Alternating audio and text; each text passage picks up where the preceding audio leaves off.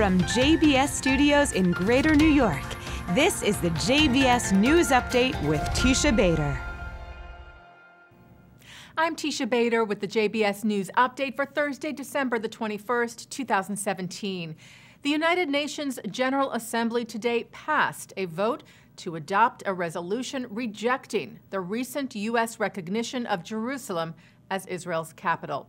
128 countries voted in favor of the motion. 9 countries, the U.S., Israel, Guatemala, Honduras, the Marshall Islands, Micronesia, Nauru, Palau, and Togo, voted against the resolution. And 35 countries abstained. 21 countries were absent from the vote.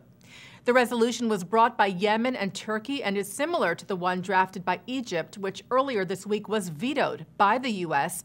at the UN's Security Council. Unlike the Security Council, however, no country has the ability to veto at the General Assembly. It should also be noted that also unlike the Security Council, resolutions passed by the General Assembly are mostly symbolic and non-binding. Just ahead of the vote today, U.S. Ambassador to the UN Nikki Haley said that a vote against the U.S. resolution on Jerusalem would show disrespect to the United States and would be remembered. When a nation is singled out for attack in this organization, that nation is disrespected.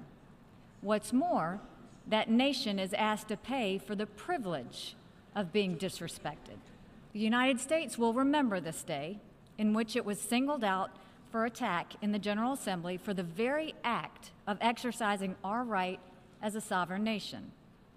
We will remember it when we are called upon to once again make the world's largest contribution to the United Nations. And we will remember it when so many countries come calling on us, as they so often do, to pay even more and to use our influence for their benefit. Israel's ambassador to the UN, Danny Danon, called the vote shameful, testifying to the Jewish people's historic connection to Jerusalem.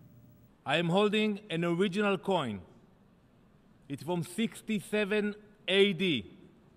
It says in Hebrew, and I quote, "Freedom of Zion."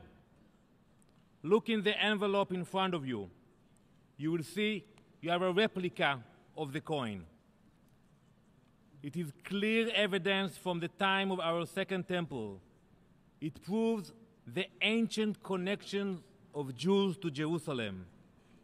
Our bond to Jerusalem is unbreakable. And this morning, hours ahead of the vote today, Israeli Prime Minister Benjamin Netanyahu called the UN a house of lies, saying that Israel completely rejects the vote even before it takes place. He said Jerusalem is our capital, we will continue to build it, and the embassies of countries, first that of the United States, will move to Jerusalem. And Israel's Foreign Ministry spokesman Emmanuel Nachshon, though, noted right after the vote that the number of no votes, abstentions, and absentees were significant, saying that it proves that not the whole world is part of this show. Well, Jewish organizations weighed in on the UN vote today as well. CEO of the American Jewish Committee, David Harris, said once again UN member states have chosen to succor Palestinian Authority President Mahmoud Abbas's misguided strategy of internationalizing the conflict instead of pressing him to negotiate directly with Israel. Harris added that collecting UN resolutions that do not advance peace one iota complicates an already complex conflict that direct negotiations can resolve. B'nai B'rith International said the vote was yet another instance of the UN's singling out of Israel. A man who called in some 8 bomb threats to Jewish institutions earlier this year was sentenced yesterday. 32-year-old Juan Thompson admitted to making the false threats in order to get an ex-girlfriend in trouble. He was sentenced to 5 years by U.S. District Judge Kevin Castell, who noted that the 5 years was above federal sentencing guidelines, but that the level of intensity and maliciousness of Thompson's actions justified it. Thompson's ex-girlfriend testified in the case, saying that the bomb threats were part of years of his cyber-stalking her and other threats that he made. If you recall, Thompson's arrest came during a wave of bomb threats against Jewish community centers at the beginning of 2017, for which an American-born Israeli teenager was ultimately found to be responsible for the majority of. Thompson's 8 bomb threats included those made to a Jewish museum and to the office of the Anti-Defamation League in New York, as well as several JCCs. His lawyers said they would appeal. And a follow-up to a story we reported to you about earlier this week, local CBC News reported that a total of 12 synagogues across Canada have now received hateful letters in the mail, all with the same message of Jewry must perish, and an image of a bleeding Star of David with a swastika. Synagogues in Toronto, Montreal, Hamilton, Kensington, Ottawa, Edmonton, and Calgary have received the same letter. Executive Director of the Calgary Jewish Federation, Judy Shapiro, told CBC that such threats were ugly and designed to intimidate. Canadian Prime Minister Justin Trudeau said in response to the letters, these recent acts of hatred and anti-Semitism have no place in our country, and we will not tolerate it.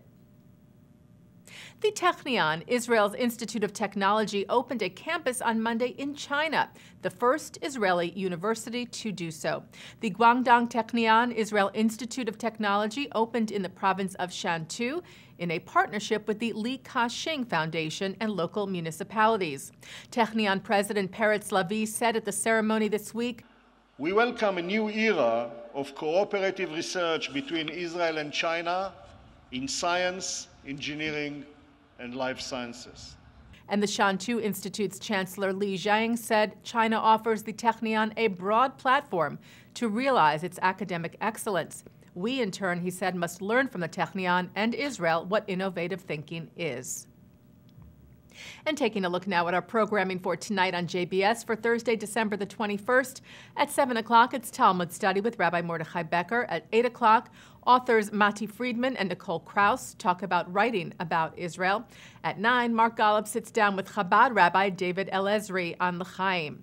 And coming up right after this newscast tonight at 6:30, it's the ILTV program, The Debka File. And that's the JBS News Update for Thursday, December the 21st, 2017.